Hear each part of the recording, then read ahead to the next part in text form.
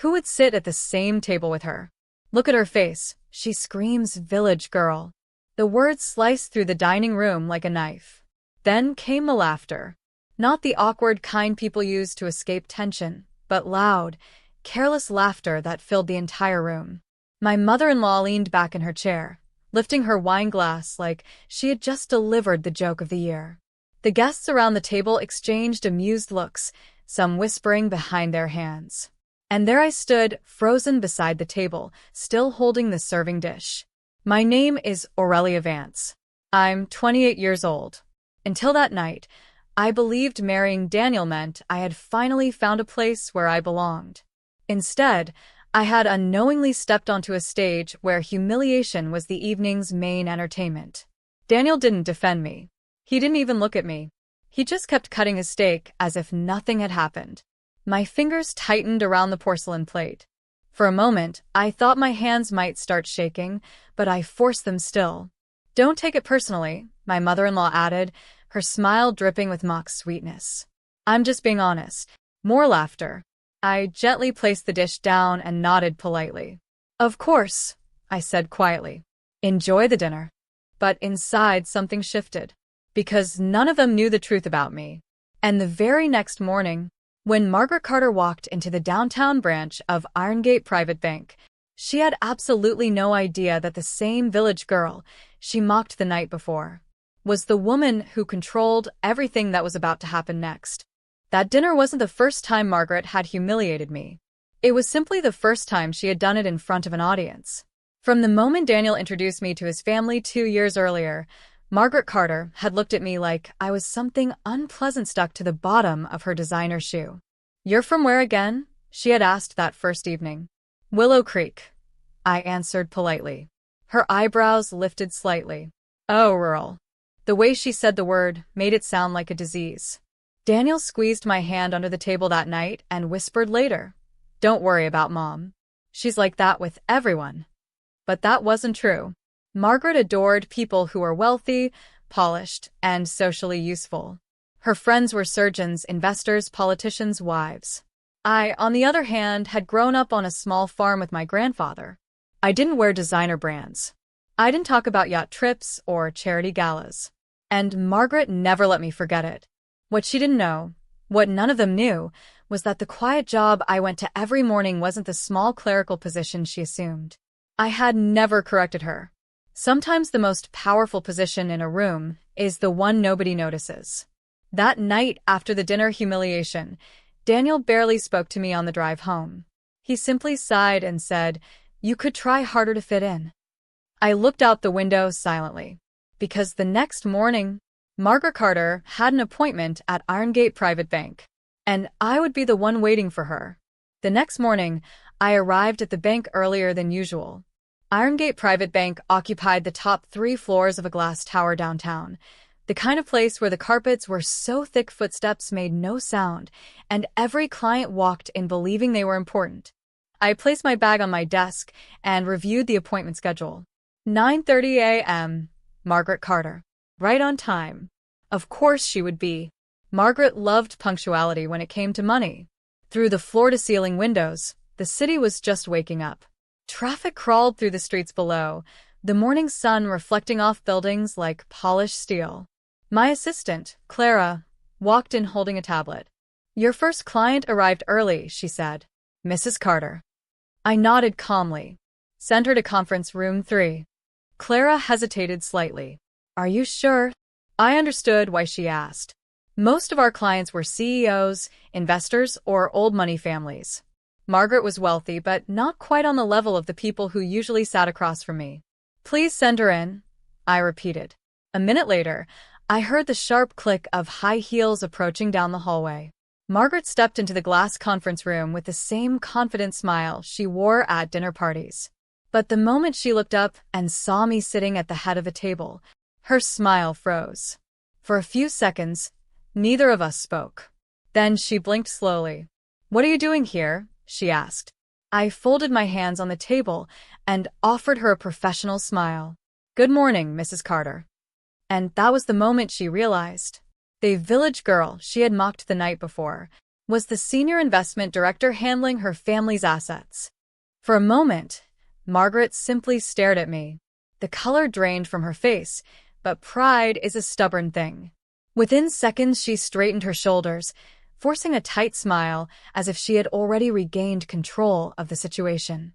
"Well," she said slowly, placing her designer handbag on the table, "this is unexpected."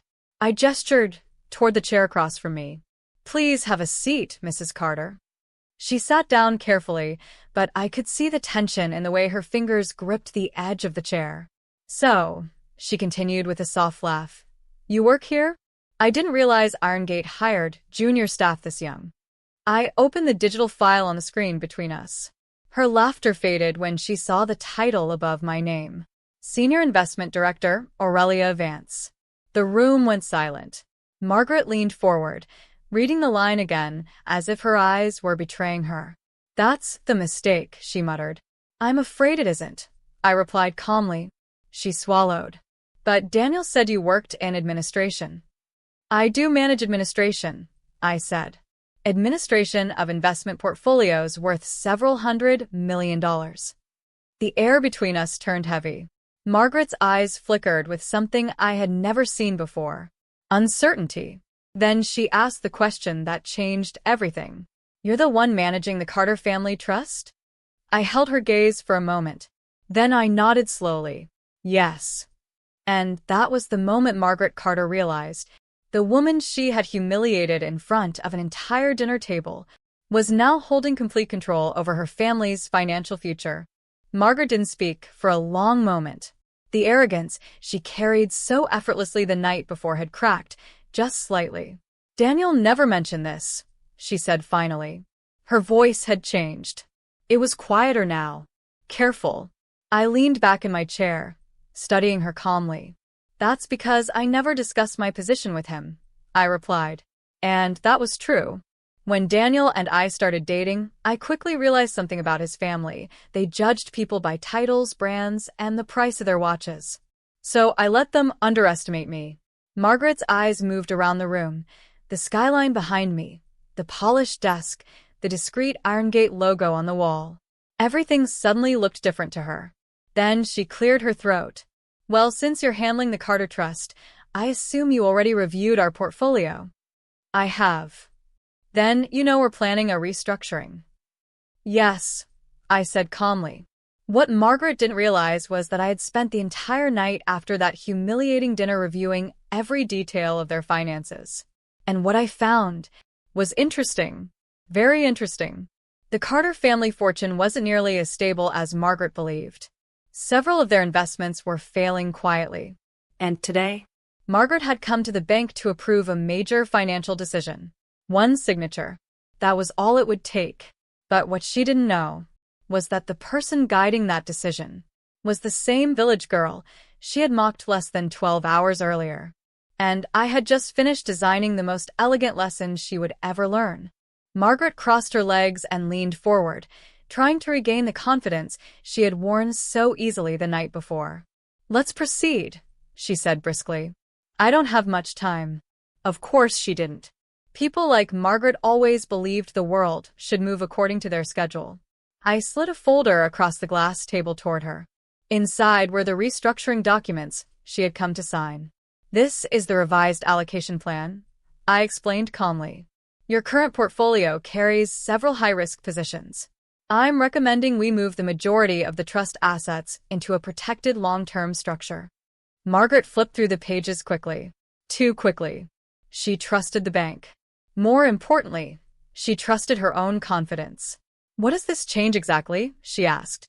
"It stabilizes the Carter Trust," I said smoothly. "But it also places several decision authorities under the bank's executive management." She waved a hand dismissively. "As long as profits remain strong, I don't care who manages the details." Exactly the answer I expected.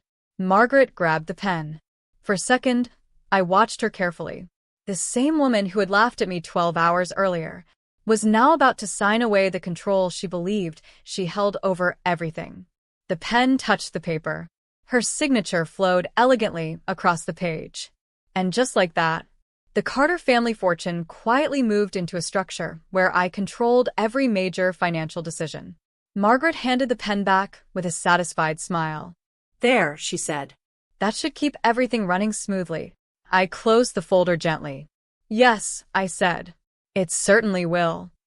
But Margaret Carter still had no idea what I had truly just done. Margaret stood up, smoothing the sleeve of her expensive coat as if the meeting had been nothing more than a routine errand. Well, she said, collecting her handbag, I suppose I should thank you for handling this efficiently. Her tone carried the faintest hint of politeness now. Fear often disguises itself that way. I remained seated, watching her calmly. There's actually one more detail we should discuss, I said. Margaret paused at the door. Her smile returned, but it was thinner this time. Oh, I tapped the closed folder lightly. The restructuring you just approved transfers the Carter Trust into Irongate's executive management structure. From now on, any major withdrawals, property sales, or asset transfers must be authorized through my office. Her eyes narrowed. That sounds excessive. It's standard for portfolios of this size, I replied. Margaret crossed her arms. And what exactly does that mean for my family? I met her gaze evenly. It means that every major financial decision your family makes now passes through me. Silence filled the room. For the first time since she entered, Margaret Carter looked genuinely unsettled. You're saying, she said slowly, that you now control my family's money? Not control, I corrected calmly. Protect. Her jaw tightened. The woman who had laughed at me the night before was suddenly very quiet, because she had just realized something terrifying. The daughter-in-law she treated like a joke was now the person standing between her family and their entire fortune. And Margaret Carter hated losing control. Margaret stared at me for several long seconds. I could see the calculation happening behind her eyes, the slow realization that the balance of power had shifted somewhere she never expected.